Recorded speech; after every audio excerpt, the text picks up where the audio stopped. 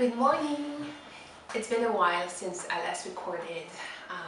I have been wanting to record videos for quite some time, but yeah, just life happened, and to tell you the truth, I haven't been feeling so great. I would say the past 2 months. So yeah, I had to step back a little bit, and yeah, it was kind of challenging to find the time to sit down and record proper videos. To tell you the truth, my energy levels have been extremely down, and I think it happened last year as well. And basically, in the middle of the afternoon, I couldn't do. I wasn't able to do anything. Some days I couldn't get out of bed. So it's been a little bit tough and kind of difficult to just record videos or do some simple tasks some days. So yeah, I apologize for that, and I hope to be back on track. I have a list of videos that I want to record. I have so many ideas, so I hope that now that spring is here, I'm going to be able to record more, because I have been missing sitting down and chatting with you. I have been recording videos weekly for my Patreon. It's kind of like a mini podcast, if you will, that I record every week, and I show the samples that I'm working on. I talk about the collaborations. I talk about all of the things that are going on behind the scenes, basically. So yeah, I haven't stopped recording completely, but yeah, I have just missed recording more videos because they're just a lot of fun, and I love to talk about knitting. So yeah, I have been doing a lot of simple knitting, and to tell you the truth, I don't think that I have ever knit that much in my life. That's a bit insane. When I look at the pile of finished samples, I'm freaking out a little bit, because I don't know how I have managed to knit that much. Well, I haven't been doing a lot of the other things that I should have been doing, so that might explain why so much knitting has happened, but still, it's kind of scary. So yeah, I'm just going to show you the pile, the stack of finished samples, and I'm gonna talk quickly about them. So this is the pile.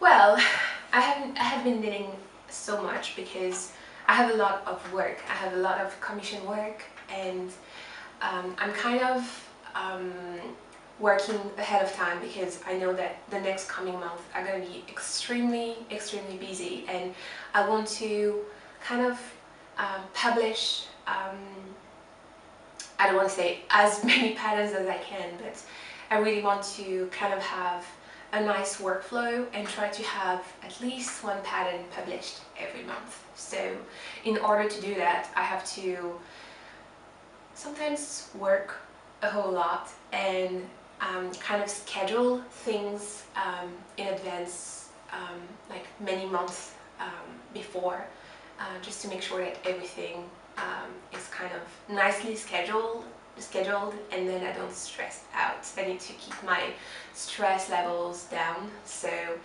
yeah, organization is the key, and aromatherapy. So yeah, I have been doing so much simple knitting, and I'm just so excited for, you know, what the future holds for me. When I see all of these beautiful patterns and the new things that I'm going to be working on, I'm just so excited. I can't wait.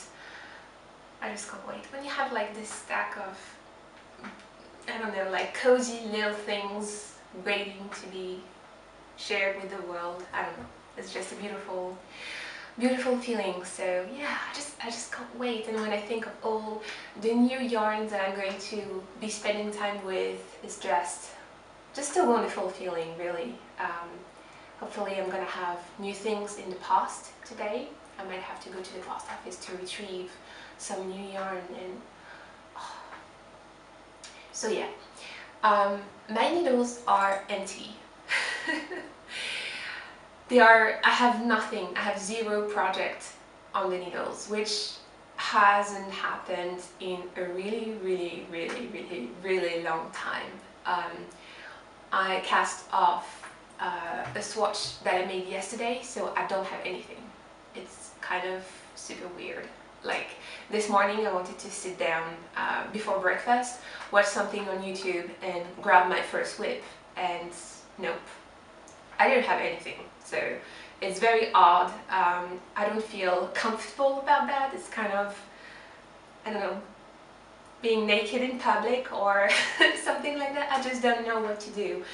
My brain is thinking constantly and my hands needs to be busy doing something. So if I'm not knitting, I'm gonna be touching things around, or I just don't know what to do with myself. So I need knitting in my life. So more knitting is going to happen today. I'm going to cast on for the project that I have swatched yesterday. So I made a little swatch yesterday, as you might see here, and I'm about to measure it after blocking to see the difference with the gauge, to see if the yarn bloomed a lot or not, how the yarn behaves after blocking, and I'm going to take measurements, and then that's going to be my starting point to cast on the new project. So this is super exciting. I can't wait to have this on the needles because I have been playing with the stitch a little bit yesterday and it is extremely addicting. It's a simple lacy stitch that is, the laces only work on the right side, so you purl on the wrong side. So I follow the chart and it's really not complicated. But what I love about lace is like the more rows you work, the more lace shows. So yeah, and I love this stitch pattern so much. I think it works really well with the yarn. Oh, I can't wait. So yeah, I'm going to take some measurements and do that. And what you can see here is a few of the swatches for samples that I have completed. So the other day I was working on the sweater in this yarn, which is Gilead by Darren Nagara, and I could not for the life of me find the swatch, which is a bit of a shame because I needed to measure a specific stitch that I have used for the pattern, but without the swatch, it's just impossible. You're just blinded if you want to do something specific, some kind of math for the sweater to fit. So I could not find my swatch. I think I spent 2 hours to search for it and I couldn't find it. I only found it the next day. So yeah, I don't want to waste time like this anymore, so I just figured out that I would like put the important swatches that I might need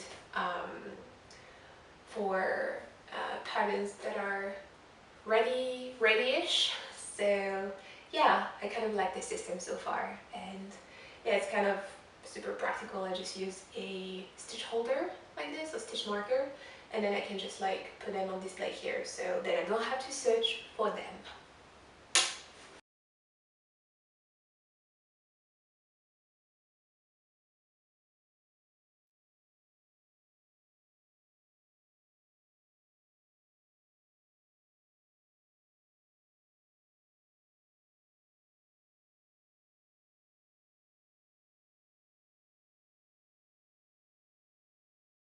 A little disclaimer here. The following segments are in no specific order, and they are segments or finish from the last month or so. So yeah, I just wanted to explain that here quickly because I'm not sure that I was clear at all at the beginning of the video, or I don't remember if I edited this part or not. So yeah, just wanted to let you know. And I also wanted to show you the progress that I made since yesterday, which is the day when I have actually cast on for this new project. So today is the, what day is it today? Yeah, but what's the date? 20th of May. Okay. 20 what? 20th. Yeah, this is my second day working on this project. We are working with fingering weight yarn, and this is the beautiful silk and wool blend from Black Yarn, and it's called Samite, and the colorway is Bursting Fins. So yeah, this is how much progress I have made since yesterday, and I am just absolutely in love with this project so far. I'm loving the yarn. It is a little bit crunchy, and it's really nice to work on it with these needles and with the stitch pattern that I'm making up, because it is just flying up the needles. The stitch pattern is kind of lacy or textured, and I thought that that would be a little bit difficult to work on, because I believe that that's probably a like 20 rows stitch repeat, and it changes obviously on every right side row, but it is extremely intuitive, and there's like so far six or seven repeats of the stitch pattern, so your brain gets pretty used to the stitch pattern, and it changes a little bit from one row to the other. So yeah, it's kind of intuitive to work on it, and at this point I just have to look at the chart from time to time when I'm kind of reaching half of the stitch pattern, when it starts to kind of change a little bit. So yeah, it's very nice. We've been watching the Wild Japan documentary on Netflix, and I have been able to work on that at the same time, and wonderful time. So anyway, we are gonna go out for a little walk in the park, and I'm gonna be editing the video right after that and posting it tonight on YouTube. So yeah, enjoy the rest of the video, and I will be chatting with you soon.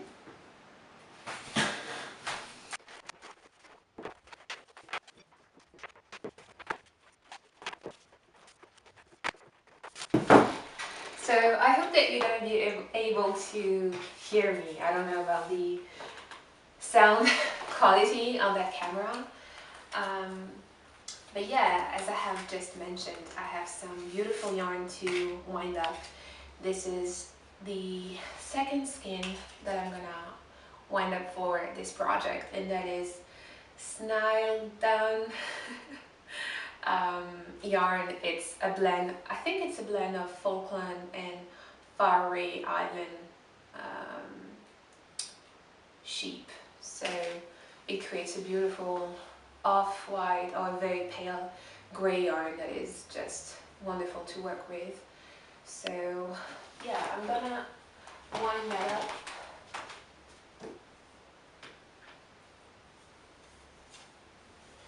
And that's a fingering white yarn, and I don't know about the yardage. It only says 100 grams, but it's definitely fingering, so it's something between 350 meters and closer to 400 meters, but I don't know the proportions exactly. So yeah, I have that much left from the first skein, and it's about time to wind up the second one. and I knit on that quite a bit, but at the moment there is no difficulty at all.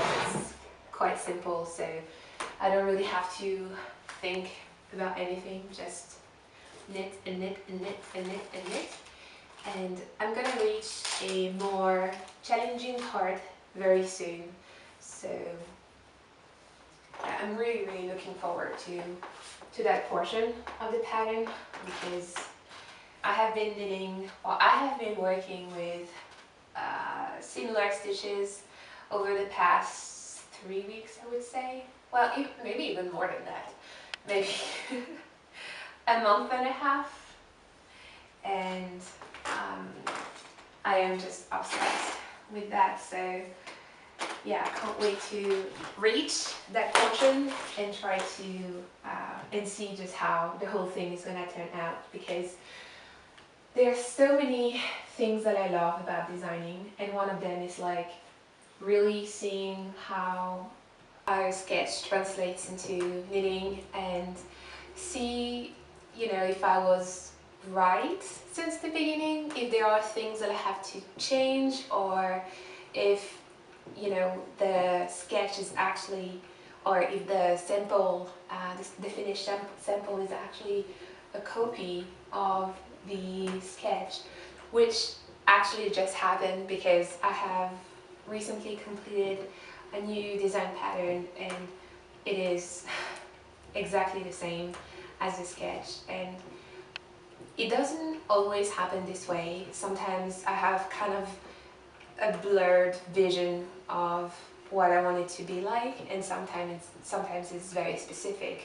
And in that case, I was inspired by a picture on Instagram, and on that picture was a beautiful Mexican rug, and I got completely inspired by that. Like I saw the picture, and I started to draw. And I think like two hours later, I started to swatch, and I basically finished the pattern in. It took me a while to knit it, but I've had the idea in my mind like straight away, and now that it's completed, I'm just so pleased with it. So yeah, I'm really looking forward to seeing if that pattern or that future pattern is going to be the same or not. That is, yeah, something that I absolutely love.